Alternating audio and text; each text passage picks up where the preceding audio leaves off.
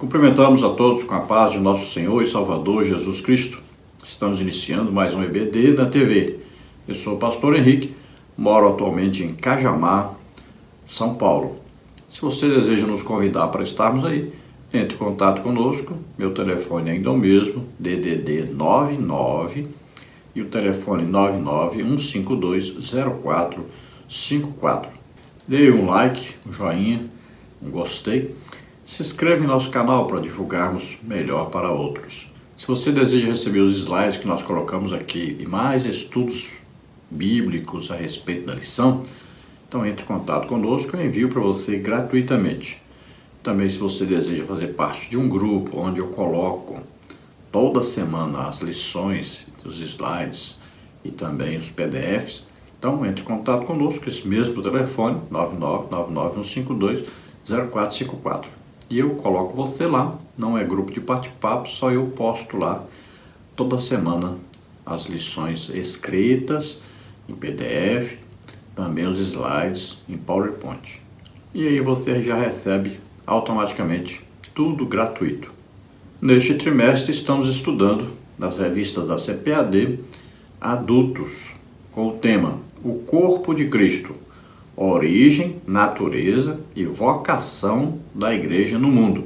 Temos como comentarista da CPAD deste trimestre o pastor José Gonçalves, que é pastor presidente ali em Água Branca, Piauí. Já estudamos na lição 1 a origem da igreja, na lição 2 imagens bíblicas da igreja, lição 3 a natureza da igreja, lição 4 a igreja e o reino de Deus, lição 5 a missão da igreja de Cristo, lição 6 igreja, organismo e organização, e hoje vamos estudar a lição número 7, o ministério da igreja. Então, de maneira geral, todo crente representa Jesus Cristo na terra. Todo crente tem o mesmo Espírito Santo que estava em Jesus, que morava em Jesus. Jesus foi cheio do Espírito Santo, era conduzido pelo Espírito Santo. Esse mesmo Espírito Santo, que é Deus, mora dentro de cada um de nós, crentes. Então, todos nós temos um sacerdócio. Todos nós temos um ministério de pregar a palavra de Deus, de ensinar a palavra de Deus, de ministrar às pessoas para que sejam curadas. Isso é para todo crente recebe sinais que comprovam que ele se converteu. Esses sinais são, olha aí, um deles é expulsarão demônios, falarão novas línguas, olha aí, tem a ver com o batismo com o Espírito Santo, né? Outro sinal característico de qualquer crente: se beber alguma coisa mortífera, não lhes causará dano algum. Pegarão as serpentes, olha aí, não morrerão devido a isso. Imporão as mãos sobre os enfermos, eles serão curados. Isso é sinal característico de todos os crentes. Então é para todo crente. Você creu, você se converteu realmente, então estes sinais seguirão sua vida, desde que você, é claro, deseje ganhar almas, deseje evangelizar, deseje representar Jesus Cristo. Se você entendeu para o que você foi chamado. Todos nós, todos os crentes, então foram chamados para pregar o Evangelho, e todos foram chamados para ter esses sinais, desde que tenham crido realmente no Evangelho. Agora, existem os ministérios, ou seja, Jesus Cristo escolhe pessoas, escolhe homens e coloca esses homens na igreja como bênção para a igreja, para a edificação do corpo de Cristo, para o crescimento do corpo de Cristo, que é a igreja. E estes 5 homens são apóstolos, profetas, evangelistas, pastores e mestres. São 5 os ministérios. Assim como o corpo humano tem 5 sentidos, né? Então aí, ó, tato, paladar, visão, audição e olfato.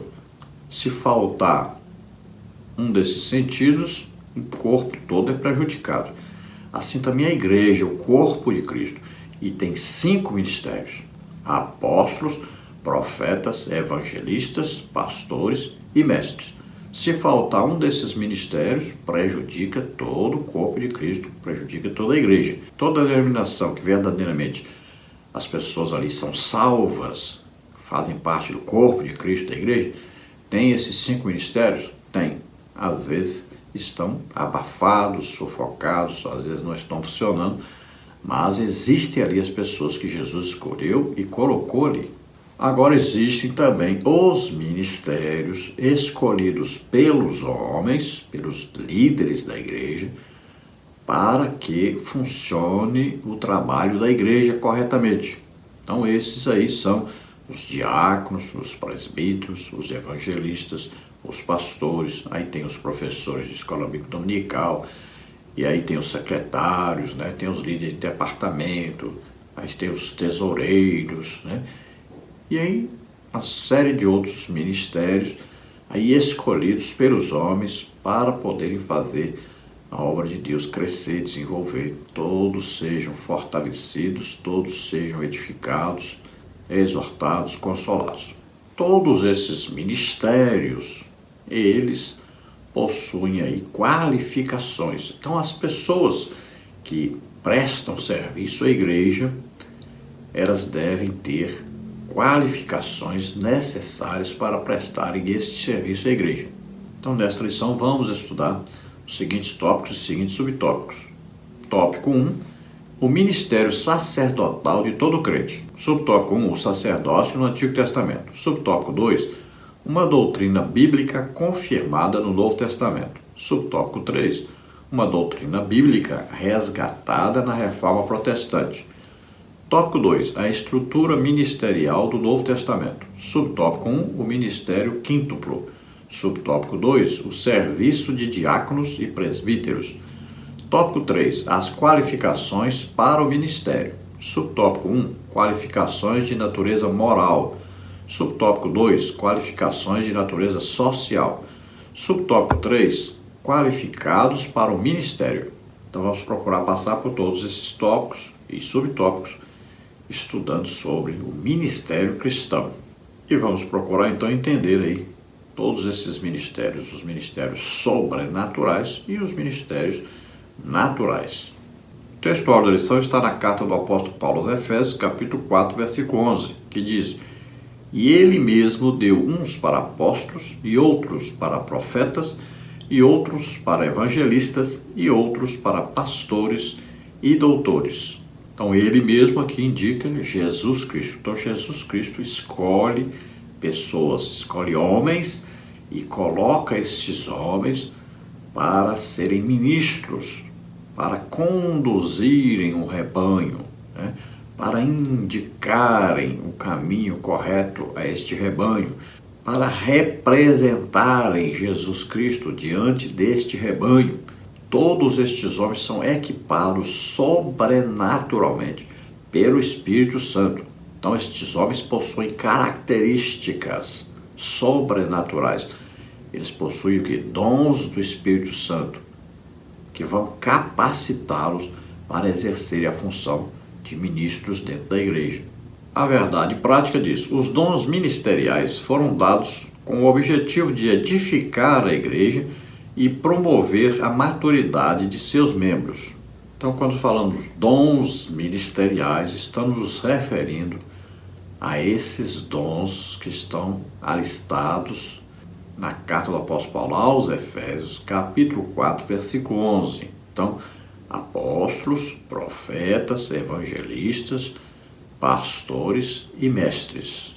Então, por que foram dados à igreja? Para a edificação da igreja, crescimento, desenvolvimento, instrução da igreja.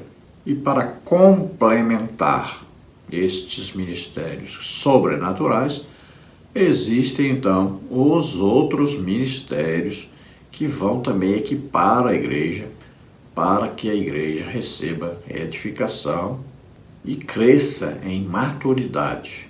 Então, os líderes escolhem outros líderes para ajudarem na tarefa. Leitura bíblica em classe está em Efésios 4, de 11 a 16. que diz: E ele mesmo deu uns para apóstolos, e outros para profetas, e outros para evangelistas, e outros para pastores e doutores, querendo o aperfeiçoamento dos santos para a obra do ministério, para a edificação do corpo de Cristo, até que todos cheguemos à unidade da fé e ao conhecimento do Filho de Deus, a varão perfeito, à medida da estatura completa de Cristo, para que não sejamos mais meninos inconstantes, levados em roda por todo o vento de doutrina, pelo engano dos homens, que, com astúcia, enganam fraudulosamente. Antes, seguindo a verdade em amor, cresçamos em tudo naquele que é a cabeça, Cristo, do qual todo o corpo, bem ajustado e ligado pelo auxílio de todas as juntas, segundo a justa operação de cada parte, faz o aumento do corpo para a sua edificação em amor. Então, os ministérios aí dados por Jesus Cristo à igreja, para o que? Aperfeiçoamento, crescimento, buscando a perfeição dos crentes, um crescimento espiritual dos crentes, para que eles possam conhecer cada dia mais a Jesus Cristo como único Salvador, Senhor, possam conhecer mais a respeito do Espírito Santo, que possam conhecer principalmente a respeito de Deus como Pai, cheio de amor, de misericórdia, para que a igreja possa conhecer todas as doutrinas bíblicas, conhecer corretamente, para que a igreja também conheça a prática cristã, para que a igreja não conheça apenas as Escrituras, mas também o poder de Deus. Então, cada crente representa Jesus, tem Jesus em si, que mora em nós através do Espírito Santo. Então, nós vamos conhecer mais da pessoa Jesus Cristo e vamos poder representar melhor a Jesus Cristo. Jesus ensinava, pregava, curava todos. Assim também cada um de nós temos que aprender que nós estamos aqui representando Jesus. Jesus continua ensinando, pregando e curando a todos. Agora, através de cada um dos crentes que são usados pelo mesmo Espírito Santo que usava Jesus quando estava na terra como homem.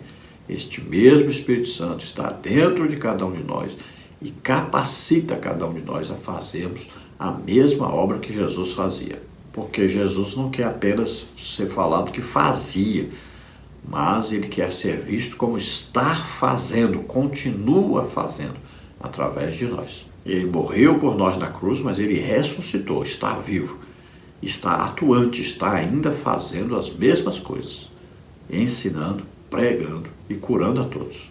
Então devemos tomar todo cuidado, porque existem muitos que estão dizendo que representam Jesus Cristo, que acreditam em Jesus Cristo, mas não estão representando Jesus Cristo. Eles têm um conhecimento teórico, mas não o conhecimento espiritual.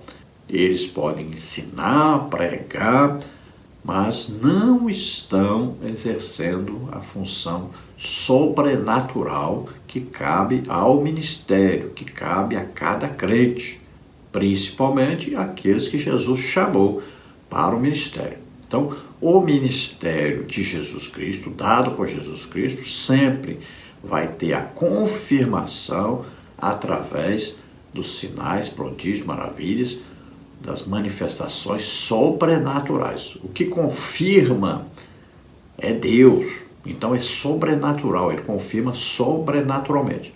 Olha, o apóstolo Paulo diz: eu sou apóstolo. E como é que vocês vão saber que eu sou apóstolo? Então Deus confirma o meu apostolado entre vós, com sinais, prodígios e maravilhas. Jesus, apóstolo, como é que ele confirmava o apostolado? Pedro, quando vai pregar, lá em Atos capítulo 2, ele vai dizer: esse Jesus que foi confirmado entre vós por Deus, com sinais, prodígios e maravilhas. Então o ministério de Estevão foi confirmado com sinais, prodígios e maravilhas. O ministério de Filipe foi confirmado com sinais, prodígios e maravilhas. O ministério de Pedro foi confirmado com sinais, prodígios e maravilhas. O ministério de Paulo foi confirmado com sinais, prodígios e maravilhas. Veja, Deus vem confirmando sobrenaturalmente, não é naturalmente. Não é a intelectualidade que confirma o ministério, mas o que é sobrenatural. Então, tem muita gente que exerce um ministério com astúcia, fraudulosamente, porque não existe confirmação sobrenatural, apenas intelectualidade, inteligência, estudo, né? Mas não sobrenaturalmente. A introdução da lição diz: nesta lição veremos o ministério em suas diferentes funções e ofícios, bem como as qualificações que, biblicamente, são exigidas para o seu exercício. Primeiramente, mostraremos que, de modo bíblico, todo cristão exerce um ministério sacerdotal que o habilita a ministrar diante de Deus. Nesse sentido, não há diferença entre o membro e a liderança. Todos são sacerdotes de Deus. Por outro lado, as Escrituras mostram claramente que Deus escolheu determinadas pessoas para funções e ofícios específicos. Esses ministros, chamados por Deus, têm a função de servir a Igreja de Cristo e trabalhar no aperfeiçoamento dos santos. Então vamos ver aí os diferentes ministérios e também os ofícios da Igreja, sendo que os ministérios foram escolhidos por próprio Jesus Cristo, são homens dados à Igreja, e esses ministérios, esses ministros, escolhem aí os ofícios, as pessoas que vão ajudá-los, que vão equipar, que vão preencher, aí os espaços necessários para que a obra de Deus seja feita corretamente. Somente os 5 ministérios não seriam suficientes para atender à demanda da igreja. Veja que os apóstolos tiveram que escolher diáconos, porque eles não dariam conta de fazer tudo que tinham que fazer. Eles tinham que atender agora uma multidão que estava crescendo cada dia mais, nem só crescendo, mas multiplicando. Veja que na primeira pregação, quase 3.000 almas. Depois ali Pedro e João foram ao templo, houve aquele milagre do aleijado que andou, mais 5.000 almas. Olha só que, assim, rapidamente a igreja estava se multiplicando. Então havia necessidade de ajuda, de ofícios, Então já começaram colocando diáconos. Veja que quando o apóstolo Paulo vai abrir igrejas, ele tem urgência em colocar presbíteros que vão dirigir essas igrejas que ele está abrindo. Ele não pode ficar parado ali dirigindo igreja.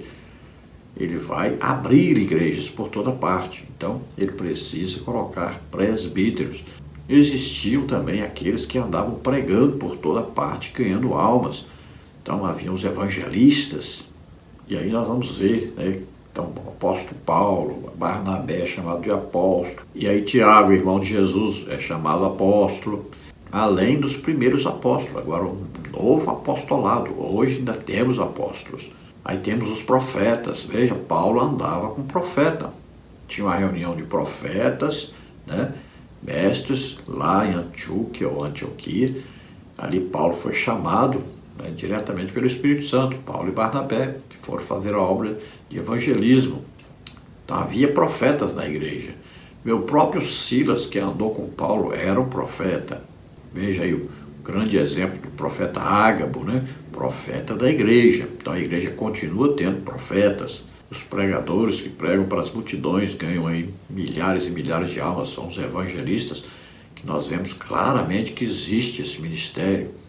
Os pastores nós somos mais fáceis de aceitar, mas existe a diferença entre o pastor chamado por Jesus Cristo, capacitado sobrenaturalmente, e temos os pastores que são os ofícios da igreja, são pastores escolhidos por homens que vão equipar o ministério para ajudar o ministério.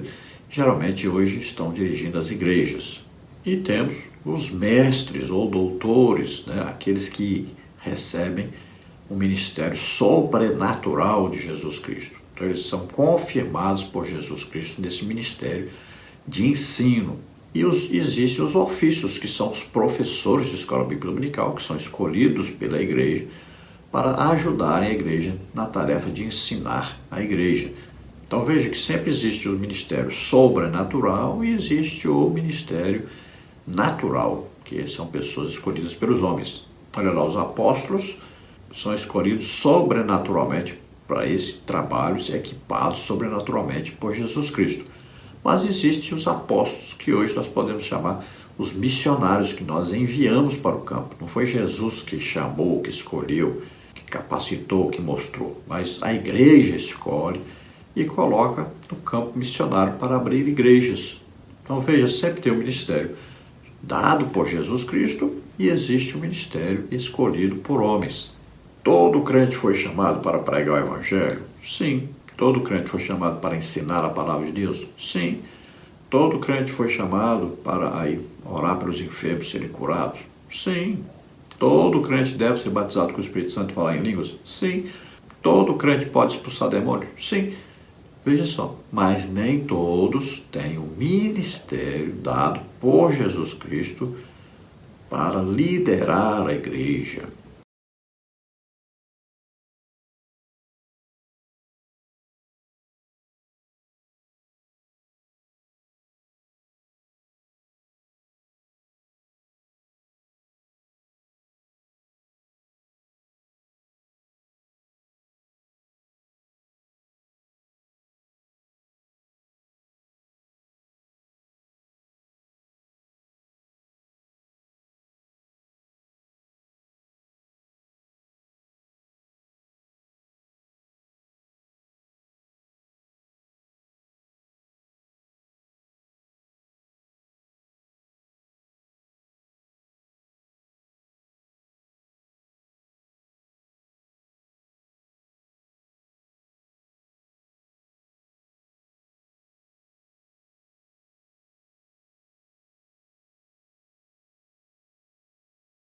Todos os crentes podem profetizar? Sim.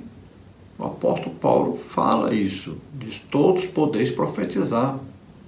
Então ele ensina a ordem no culto e fala um depois do outro, no mesmo culto, no máximo 3. Então todos podem profetizar? Sim. Agora, o profeta é um ministério, é uma pessoa dada por Jesus Cristo à igreja. Então ele vai ser usado em dons do Espírito Santo. Às vezes palavra de sabedoria, falando a respeito do futuro, revelando o futuro. Às vezes uma revelação a respeito do passado, do presente, que é a palavra de conhecimento. Então ele revela coisas ocultas. Às vezes o profeta também, ele recebe dons de milagres, por exemplo. Então existe profeta, ministério. E existem os profetas, que são ofícios, são pessoas que às vezes tem um dom de profecia. É bem diferente uma coisa da outra. Tem um ministro escolhido por Jesus Cristo, colocado na igreja, e existem os crentes todos que podem ser usados também por dons e não terem ministério. Veja a pergunta que o apóstolo Paulo, inspirado pelo Espírito Santo, faz. Todos falam diversas línguas? Ou seja, todos têm dons de variedade de línguas? Não, nem todos. Todos podem ser batizados com o Espírito Santo e falar a língua do batismo? Sim, todos. Mas nem todos recebem o dom de variedade de línguas. Todos podem profetizar? Sim. Mas todos são profetas? Ministério? Não. Todos podem pregar o Evangelho e ganhar almas? Podem. Mas todos são evangelistas? Ministério dado por Jesus Cristo? Não. Podem ser evangelistas da igreja. Podem pregar o Evangelho e ganhar almas. Mas nem todos têm o ministério evangelista, que é um ministério sobrenatural, equipado sobrenaturalmente pelo Espírito Santo para exercer a função de evangelista. Tópico 1. O ministério sacerdotal de todo crente. Subtópico 1. O sacerdócio no Antigo Testamento. A prática do sacerdócio é bem antiga entre os hebreus. Ela saiu da esfera familiar para se tornar uma complexa prática cerimonialista. Dessa forma, a evolução do sacerdócio na antiga aliança é como segue. No princípio, quando surgiu a necessidade de se oferecer sacrifícios, os cabeças das famílias eram seus próprios sacerdotes. Veja Gênesis 4:3, veja Jó 1:5.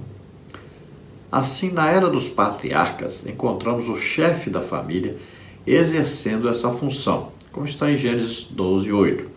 Israel, como nação, foi posta como sacerdote para outros povos. Êxodo 19:6. No Monte Sinai, o Senhor limitou a prática sacerdotal à família de Arão e à tribo de Levi. Êxodo 28:1, Números 3, 5 a 9. Então nós vemos desde o primeiro homem, Adão, né, que tinha ali um contato íntimo com Deus como sacerdote da sua família. Vemos que Abel tinha um sacerdócio, né, que oferecia ali sacrifício a Deus, foi aceito o seu sacrifício por Deus, porque ele entendeu que a verdadeira adoração é dar uma vida. Ele queria dar sua vida a Deus, colocou um animal em seu lugar. Essa é a legítima e verdadeira adoração de um sacerdote. E aí nós estamos vendo, olha, por exemplo, Noé, né, quando terminou ali o dilúvio, ele vai exercer a função de sacerdócio da sua família. Ele ali faz um sacrifício a Deus. Vemos o exemplo de Jó, né, que exercia o sacerdócio orando, intercedendo a Deus pelos seus filhos, pela sua família. Vemos Abraão, né, exercendo o sacerdócio, oferecendo sacrifício a Deus. Aí vemos Isaac, vemos Jacó, né, todos eles sempre edificaram altares, ofereceram sacrifício a Deus, fazendo o papel de sacerdote. Israel, o povo de Israel, foi chamado por Deus para representar Deus diante das nações, exercendo um trabalho de sacerdócio. Então eles deveriam oferecer sacrifícios a Deus em favor de todos os povos, de todas as nações. E depois, quando eles pecam, né, e aí a família de Levi, os levitas, entram ali, né, a favor de Deus. E então Deus escolhe a família de Levi para servi-lo nesse sacerdócio. Dentre a família de Levi, ele escolhe especificamente aqueles que poderiam, então, prestar um serviço mais íntimo com Deus, entrando no lugar santo e no lugar santíssimo, que são os descendentes de Arão. E aí nós vamos ver vários outros, né, escolhidos por Deus, como o caso de Samuel. Então Deus vai escolhendo sacerdotes que vão ministrar a favor do povo. São sacerdotes que prestam um culto a Deus em favor do povo. Então estão representando Deus diante do povo. Subtópico 2, uma doutrina bíblica confirmada no Novo Testamento. O Novo Testamento apresenta o sacerdócio da antiga aliança como um tipo de Cristo, Hebreus 8:1, que operou o derradeiro sacrifício pelos pecados do povo. Assim, não mais uma família, tribo ou nação é detentora do sistema sacerdotal. Agora é a igreja que constitui o sacerdócio universal de todos os crentes, como está em 1 de Pedro 2,5, Apocalipse 5,10, confere com Jeremias 31:34. Logo, se debaixo da antiga aliança o sacerdote era o ministro do culto, agora, sob a nova aliança, como sacerdotes, oferecemos o próprio corpo em sacrifício vivo, como está em Romanos 12:1 e 2. Ministramos o louvor como fruto de nossos lábios, Hebreus 13:15. Intercedemos pelos outros, 1 Timóteo 2:1, Hebreus 10:19 e 20. Proclamamos as virtudes daquele que nos chamou das trevas para a sua maravilhosa luz, 1 de Pedro 2:9. E mantemos comunhão direta com Deus, como está em 2 Coríntios 13:13. Então veja que Jesus Cristo é o nosso sacerdote perfeito, que ofereceu um único e perfeito sacrifício, eterno sacrifício, em nosso lugar. Então ele é o nosso sumo sacerdote. Agora, todos os crentes foram feitos sacerdotes. A partir do momento que se convertem, se tornam sacerdotes também. Por quê? Porque estão representando Jesus Cristo na terra. Cada um de nós, cada um dos salvos. Então, nós também vamos a Deus intercedendo pelas pessoas, pelo mundo, né, por todas as raças, tribos, nações. Nós também vamos a Deus orando, jejuando, buscando a presença de Deus, buscando a bênção de Deus para todos. Todos nós oferecemos a nossa própria vida, o nosso corpo, em sacrifício vivo, santo e agradável a Deus, que é o nosso culto racional. Então, cada um de nós voluntariamente se apresenta diante de Deus, se oferecendo a Deus em favor dos outros.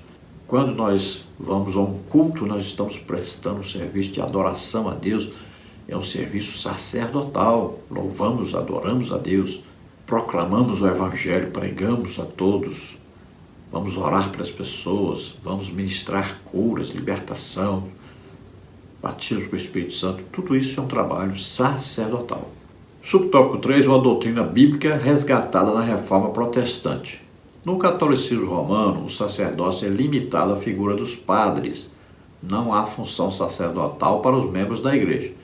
Nesse caso, o Papa é considerado o vigário de Cristo na terra. Por isso, cabe destacar aqui que o resgate da doutrina bíblica do sacerdócio universal dos crentes, tal qual se encontra no Novo Testamento, foi uma obra da Reforma Luterana no século XVI. Para o reformador alemão, qualquer cristão verdadeiro participa dos benefícios de Cristo e da Igreja.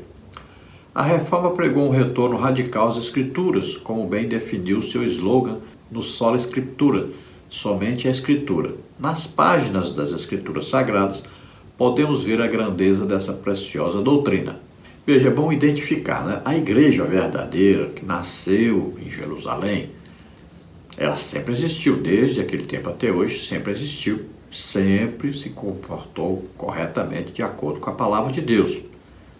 Agora, a Igreja Católica Apostólica Romana, então tinha os seus submissos servos, aqueles que lá congregam, e lá existe o quê? Um Papa que se diz representante, substituto de Jesus Cristo. Então ele governa sobre todos como se fosse o único representante de Jesus. E ele tem os seus liderados especiais, que são lá os seus bispos, os seus padres e outros cargos diversos. Então são os representantes. E ali eles se consideram ali como também representantes de Jesus diante do povo. Então lá não existe o ensino de que todas as pessoas têm o Espírito Santo em si e podem exercer o sacerdócio. Então lá o sacerdócio é específico para aquelas pessoas, tendo como supremo sacerdote deles, o Papa. Então, para quem estava debaixo do domínio da Igreja Católica Apostólica Romana, houve então a Reforma Protestante através de Lutero, e Lutero então trouxe de volta o estudo, o ensino dentro da palavra de Deus, para que as pessoas percebessem que estavam sendo enganadas, ludibriadas, estavam até pagando, pela salvação.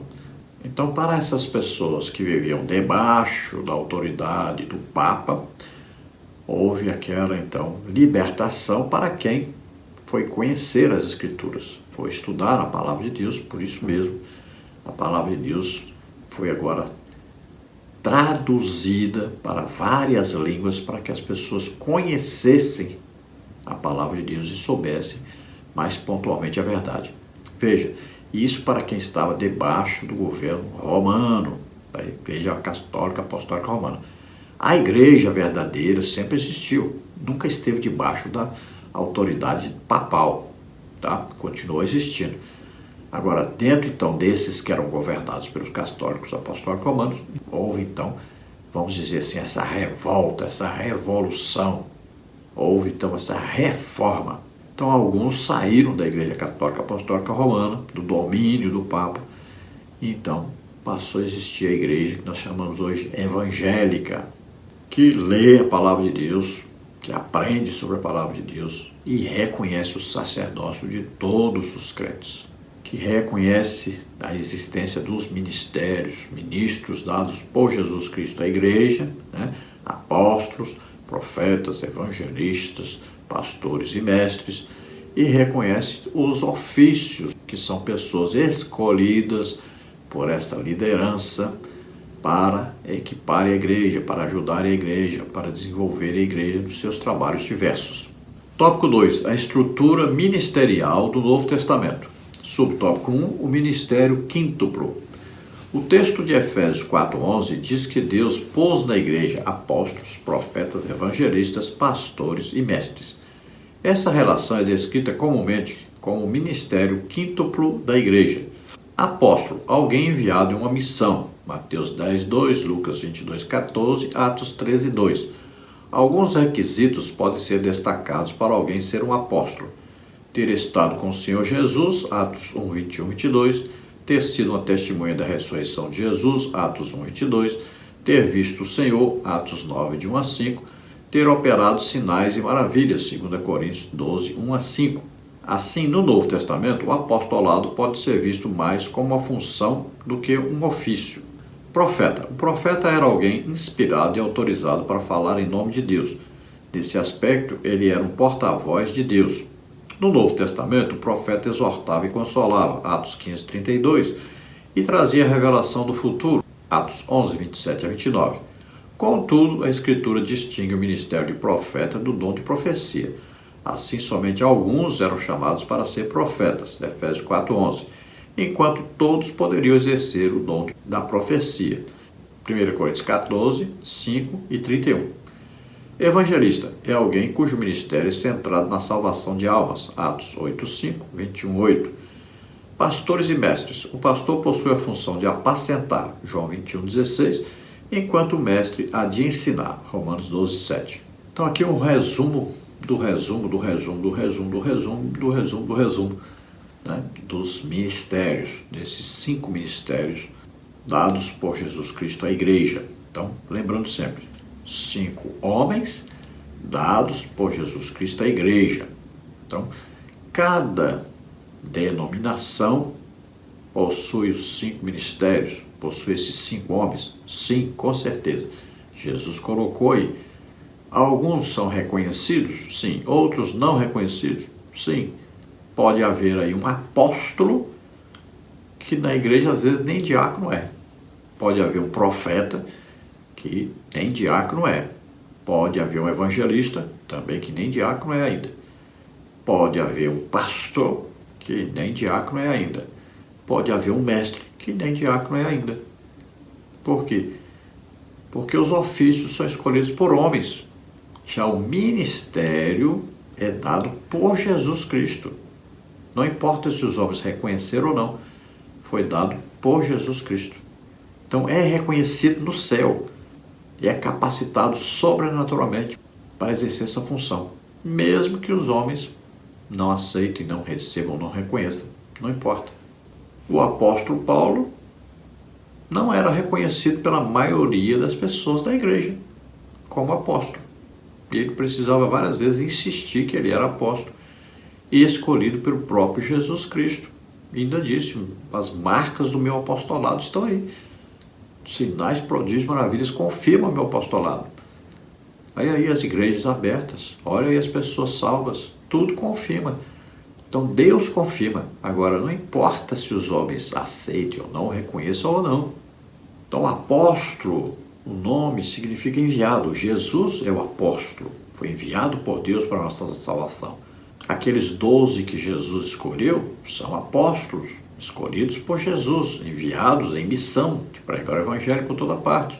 Mas Jesus, quando orou, disse, não estou orando só por esses, mas por todos que hão de crer. Não fostes vós que me escolheste, eu escolhi a vós para que vades e deis fruto e o vosso fruto permaneça. E agora, então, Jesus continua escolhendo e enviando. Então, existem vários apóstolos. Agora, o ofício dado pelos homens, então, pessoas escolhidas pela liderança da igreja, né, os missionários, fazem um trabalho apostólico, mas não foram chamados diretamente por Jesus como apóstolos. Então tem que fazer essa diferença, porque um apóstolo é um líder da igreja, ele deve receber um salário como qualquer outro líder da igreja recebe.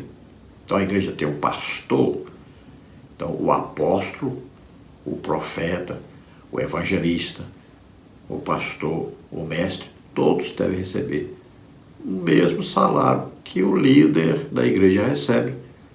Mas será que a igreja vai fazer isso? De jeito nenhum. Então nós podemos entender Por isso que os ministérios hoje não são reconhecidos, porque se forem reconhecidos, vão também participar do dinheiro, né, da igreja. Aí o problema é sério. Falou em dinheiro, aí ninguém vai querer dividir com o outro.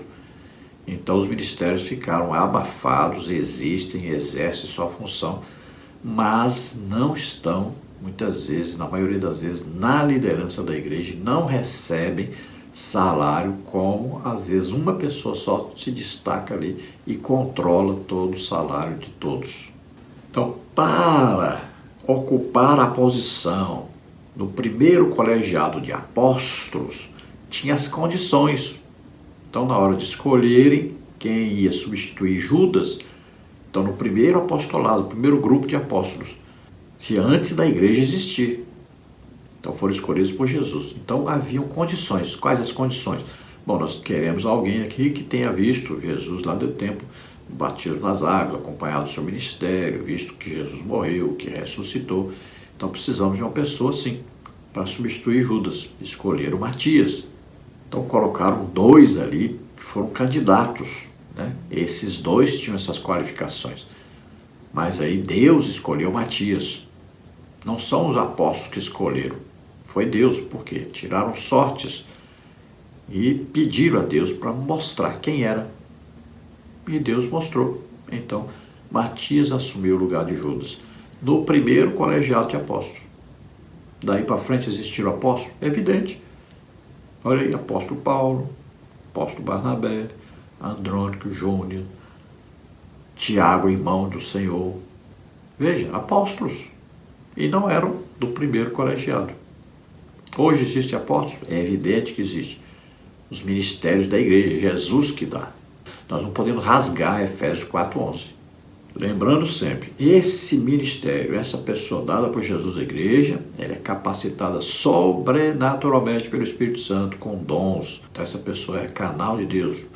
O Espírito Santo opera sinais, prodígios e maravilhas através dessa pessoa. Ministério de profeta.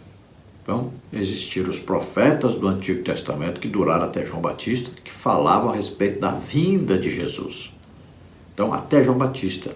Depois de João Batista, Jesus já veio, eles não vão profetizar mais a vinda de Jesus como o Messias. Então, até aí duraram os profetas do Antigo Testamento. Agora, a função do profeta de revelar o futuro, de revelar coisas ocultas, continua na igreja? É evidente que continua, tanto é que profetas estavam reunidos em Antioquia. A Bíblia fala que profetas desceram de Jerusalém. A Bíblia revela profetas como, por exemplo, Silas, que andava com Paulo. Revela profeta como Ágabo, que previu a grande seca na Judéia, que previu que Paulo seria amarrado, preso lá na cidade de Jerusalém. Veja bem, profeta. Novo Testamento. Hoje existem profetas? É evidente que existe. Agora aprenda a diferenciar. Existe o profeta ministério e existe profeta, que é aquelas pessoas que profetizam, que têm o dom de profecia. E aí nós chamamos de profeta, porque profetiza. Mas aí não é o ministério profeta. O profeta pode profetizar também? Pode. Geralmente ele tem o dom, palavra de sabedoria, revela o futuro, ou palavra de conhecimento, revela alguma coisa do passado ou do presente, sobrenaturalmente. Mas ele pode profetizar também? Pode. Agora, nem todo que profetiza, que tem o dom de profecia, é profeta. Porque todos os crentes podem profetizar.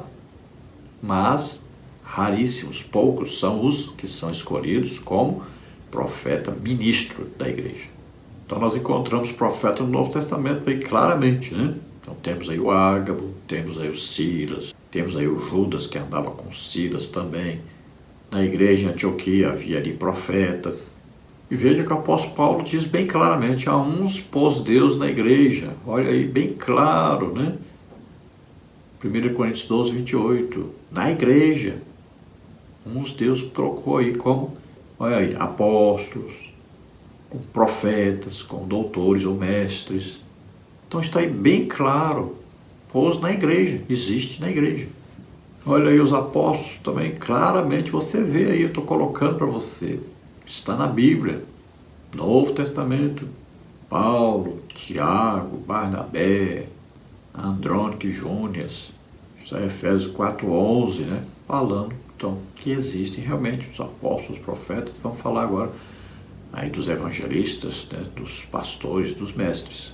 Então, evangelistas são aqueles, aí no caso, ministério escolhido por Jesus Cristo, capacitado sobrenaturalmente, que pregam para as multidões, ganham milhões de almas.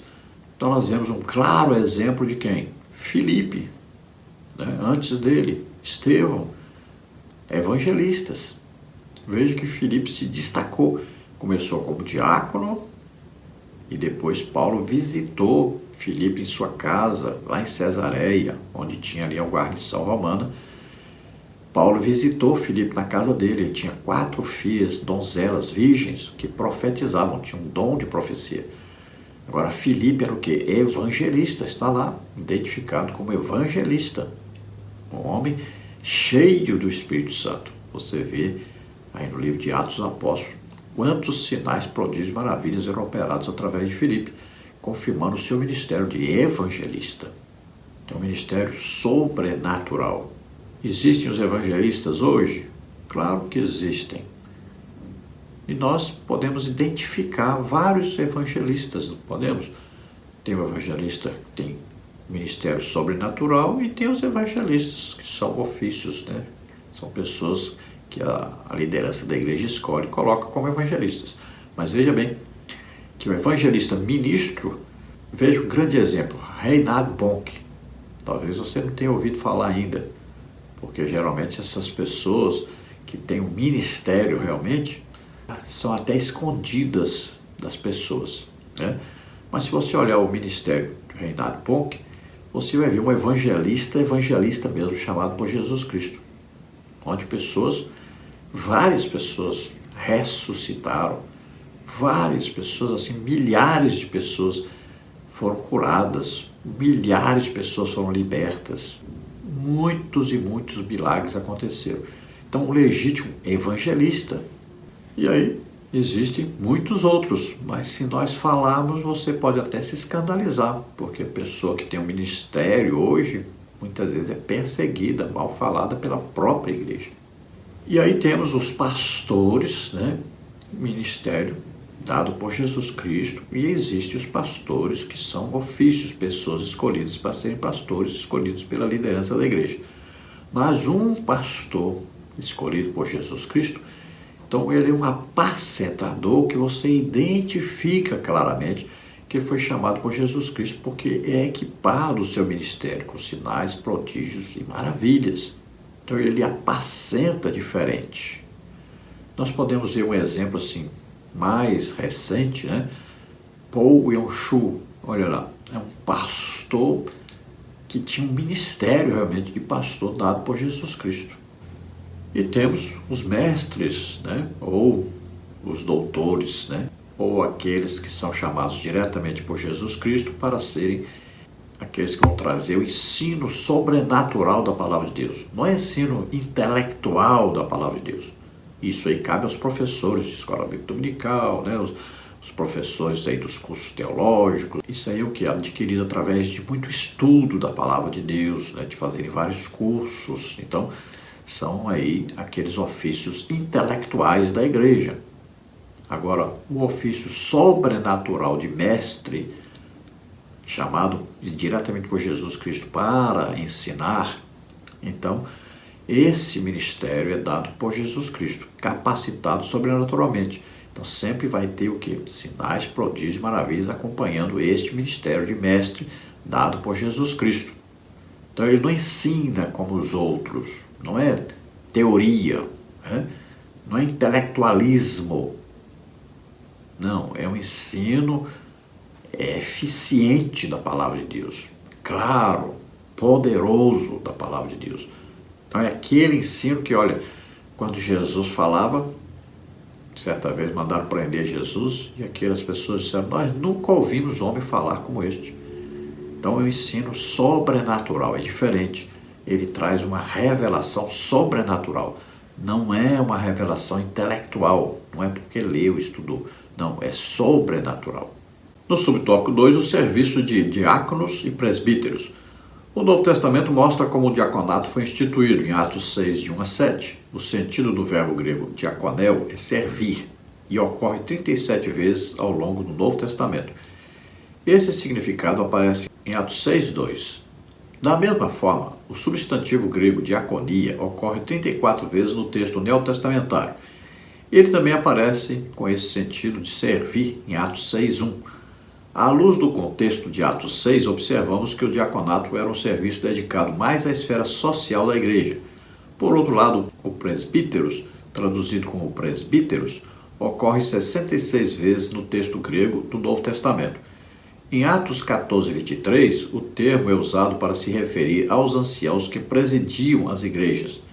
Esse mesmo sentido é usado por Lucas em Atos 20, 17, quando Paulo se encontra com os presbíteros de Éfeso. Dessa forma, o presbítero era alguém que supervisionava, presidia ou ainda exercia alguma função pastoral. Então vemos claramente o ofício, a pessoa escolhida pela liderança da igreja para exercer a função de diácono. Então, diácono é aquele que serve socialmente, que presta um serviço material à igreja. Então, por exemplo, os primeiros diáconos foram escolhidos para servir as mesas. E vemos aí Paulo falando das qualificações dos diáconos, Então, os diáconos existiram na igreja e continuam existindo. Então, são pessoas escolhidas pela liderança da igreja e deve ter algumas características, que nós vamos estudar no último tópico da lição. Então, qualidades exigidas para que essas pessoas ocupem tanto o cargo aí de diácono quanto de presbítero.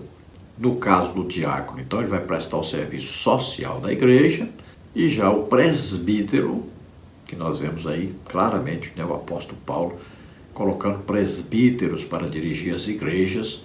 Então, eles faziam um trabalho, vamos dizer assim, pré-pastoral, Os diáconos que servissem bem poderiam depois ser aproveitados para serem presbíteros, e os presbíteros que servissem bem poderiam ser aproveitados depois para serem pastores. Então, esses presbíteros, eles foram escolhidos para fazer aquele trabalho, então, de cuidarem de uma congregação. Ali eles vão celebrar a Santa Ceia, Vão batizar as pessoas nas águas, eles vão visitar as pessoas, aconselhar, vão pregar, vão ensinar. Então, é uma liderança dentro de uma congregação. Hoje já se usa melhor colocar o presbítero, já que ele está dirigindo a igreja, colocá-lo logo para ser pastor.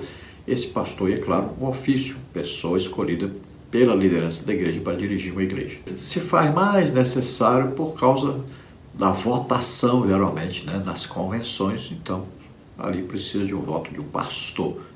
E assim foram colocados quase todos os presbíteros que dirigem a igreja para serem pastores. Então, o nome presbítero ou ancião, que é usado na Bíblia também, e até mesmo então pastor, mais recentemente, tudo com a mesma função de presidir sobre as congregações.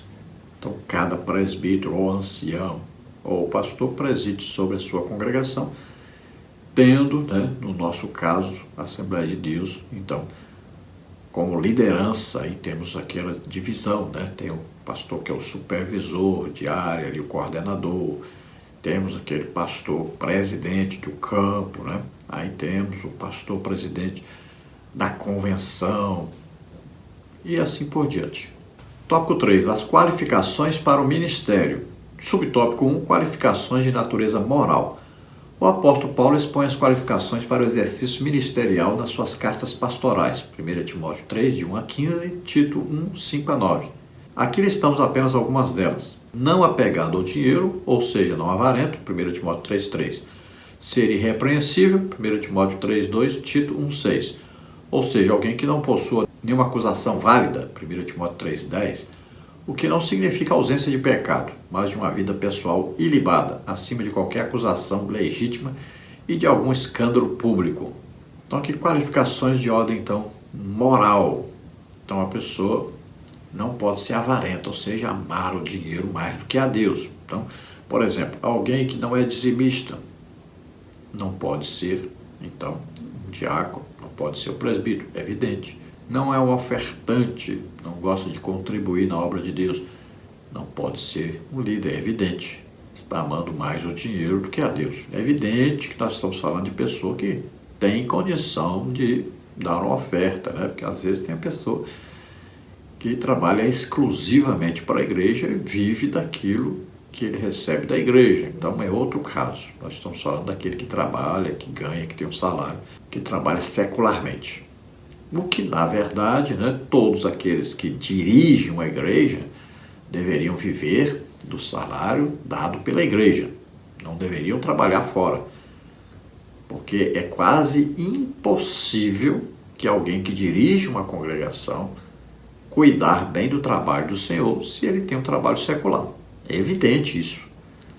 Ele não vai ter tempo de ficar visitando as pessoas, aconselhando, visitando de casa em casa. Tem que ir ao hospital visitar alguém que foi lá internado, né? Tem que aconselhar ali um casal que quer separar. É muito trabalho dentro de uma congregação pequena. Vamos botar aí pessoas, vamos que tenha 50 pessoas, 100 pessoas. Já esse dirigente dessa igreja, esse presbítero aí, não vai dar conta de tanto trabalho que tem para fazer. E imagine trabalhando secularmente. Então o que acontece? O trabalho é mal feito, a igreja cresce pouco, o povo anda cheio de problemas. Então muitas vezes o presbítero não é avarento, mas aquele que coordena, que está acima do presbítero, que é pastor geral desse presbítero, é que é avarento, que não quer dar o salário para o presbítero. Acontece demais isso, né? Então, ser irrepreensível quer dizer que ele não anda, né, em adultério, não anda bebendo, fumando, né, jogando. Ele não é visto aí fazendo coisas erradas que vão causar escândalo à igreja. Sem pecado não existe ninguém, todos pecam, né? Então a pessoa não pode viver na prática desse pecado, nem dominado por esse pecado. Tomar muito cuidado, principalmente com adultério, né? E aí prostituição, aí pedofilia, pornografia na internet, essas coisas. Então tem que tomar muito cuidado sobre isso. Subtópico 2, qualificações de natureza social. Ao longo das cartas pastorais, verificamos também a necessidade de qualificações de natureza social, tais como o aspirante ao ministério não pode ser soberbo, isso é arrogante, orgulhoso, Tito 1,7. Uma pessoa de difícil convívio social, alguém que devido à sua soberba mantém-se obstinado em sua própria opinião, age com teimosia e arrogância. O aspirante também não pode ser irascível, Tito 1,7. Truculento, violento, aquele que possui um temperamento mais colérico, uma pessoa que não pensa duas vezes antes de agir de forma descontrolada contra outro, desqualificando-o para ser ministro do Senhor. Colocou uma qualificação de natureza social, ou seja, socialização, né, desse obreiro, desse homem que está no ministério. Então, ele tem que ter um relacionamento social, porque ele vai precisar de ser uma pessoa que visita as pessoas, que aconselha as pessoas, é uma pessoa que trata bem as pessoas, que tem um convívio geral dentro da sociedade em que vive. É evidente que não está se falando aqui de uma pessoa que combate o pecado, né, que muitas vezes discute com as pessoas, porque senão Jesus estaria desqualificado, Pedro, Paulo, todos estariam desqualificados, né? Então, aqui está falando do convívio social dentro da igreja, dentro de pessoas que estão servindo a Deus. E aqui também não está falando de falsa modéstia, né? Que às vezes a pessoa fica representando o papel de muito humilde, não sei o que, e tal, e na verdade não é. Então, aqui assume-se o papel de um líder. A pessoa não pode viver na liderança assumindo o papel de uma pessoa que deve ser comandado pelos outros. Não, ele está ali exercendo um papel de liderança sobre todos. Então ele tem que exercer a autoridade de líder. Nós temos visto quantos líderes de igreja que é o povo que manda nele e não ele que ordena, que coordena, que tem autoridade sobre todos. Então essa autoridade é muito importante para que haja ordem no corpo de Cristo. E nós vamos ver que Jesus se comportava muitas vezes, né, de uma maneira que nós até nem compreendemos. Às vezes nós falamos uma coisa e nem pensamos, Jesus fez isso, né? Veja bem, Jesus chamou Herodes de raposa, Jesus chamava os religiosos de sua época ali de hipócritas.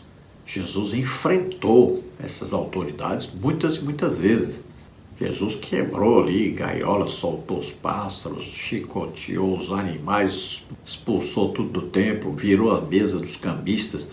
Então você às vezes interpreta, né, uma ação como errônea, sendo que é zelo, sendo que é um ministério realmente exercido. O apóstolo Paulo, seu encontro lá com o procônsul, né, fez com que aquele homem ali que estava perto do procônsul ficasse cego. Imagine, uma atitude que hoje causaria espanto. Veja, diante de Pedro morreu Ananias e Safira, morreram mesmo, imagine.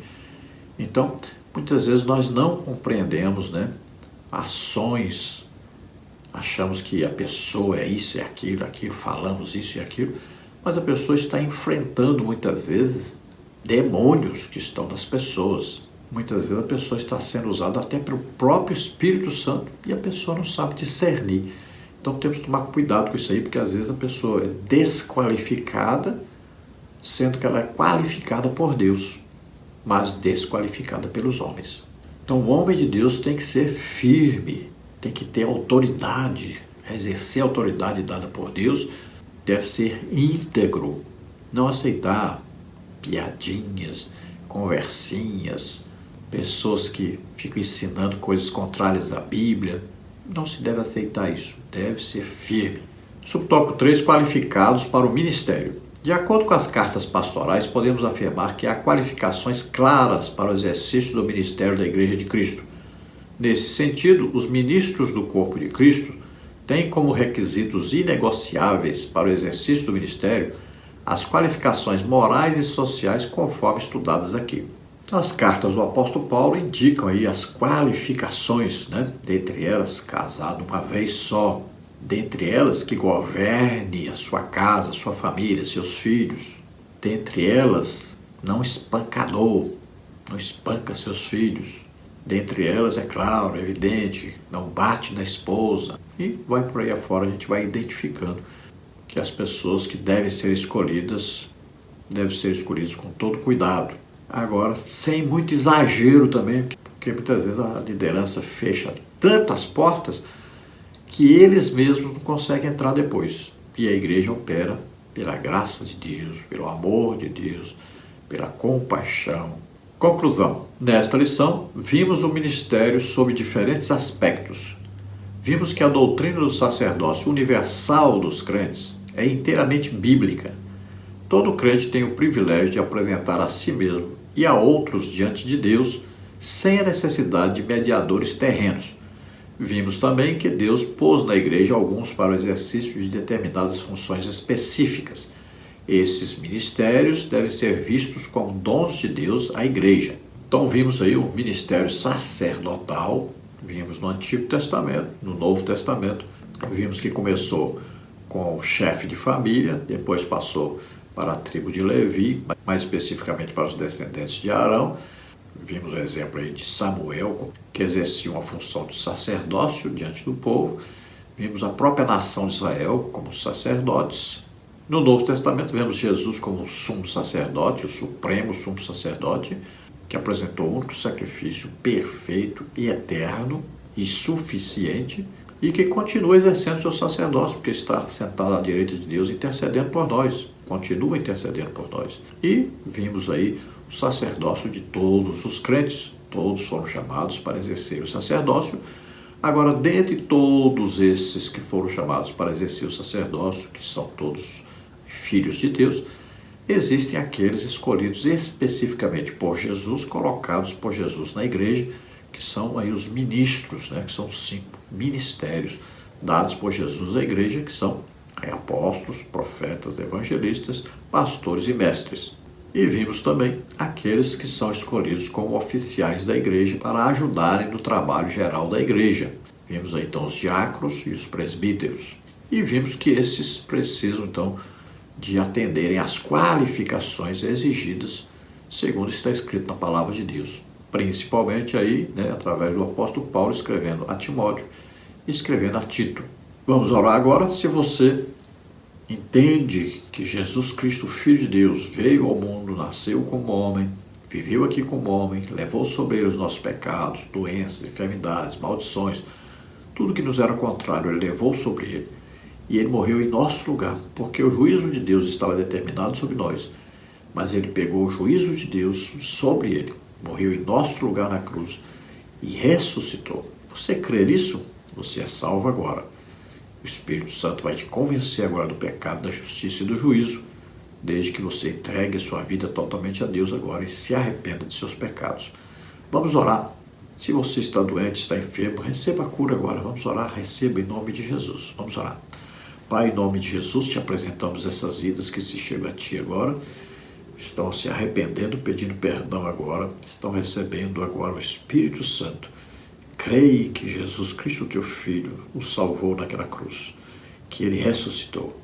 Ora, graça cruz te fioste berahades, agrada russe voste sei. A graça de Deus se revelou trazendo salvação. Jesus Cristo morreu por nós. Jesus ressuscitou, está vivo para todo sempre. Receba agora a salvação, receba agora o Espírito Santo, em nome de Jesus. Você que está doente, está enfermo, receba agora a cura em nome de Jesus. Toca neles, Senhor, toca neles. Solta todo o mal em nome de Jesus, sai, em nome de Jesus. Toca, Senhor, cure totalmente. Glória a Deus, aleluia. Não se esqueça, dê um like, um joinha, se inscreva em nosso canal para nós divulgarmos esse vídeo. Se você deseja receber os slides que nós colocamos aqui, mais estudos escritos dentro da lição, nós temos aí muitos estudos mesmo dentro dessa lição, eu envio para você em PDF, PowerPoint, coloco você lá no grupo para receber toda semana. Então, entre em contato conosco, o telefone está aí, 99991520454. Se você deseja nos ajudar, eu não sou aposentado, não dirijo igreja, preciso da sua ajuda. Então envie qualquer quantia, uma dessas contas aí. Está a Caixa Econômica, está o Bradesco, Banco Brasil. Banco Brasil, o nome da minha esposa é Edna Maria Cruz Silva, você vê aí o Pix. O meu Pix, que é meu CPF, você vê aí, 331-957-816-20. Envie qualquer quantia, Deus abençoe. Esperamos ter ajudado os irmãos aí com a lição. Deus abençoe, a paz do Senhor. Glória a Deus.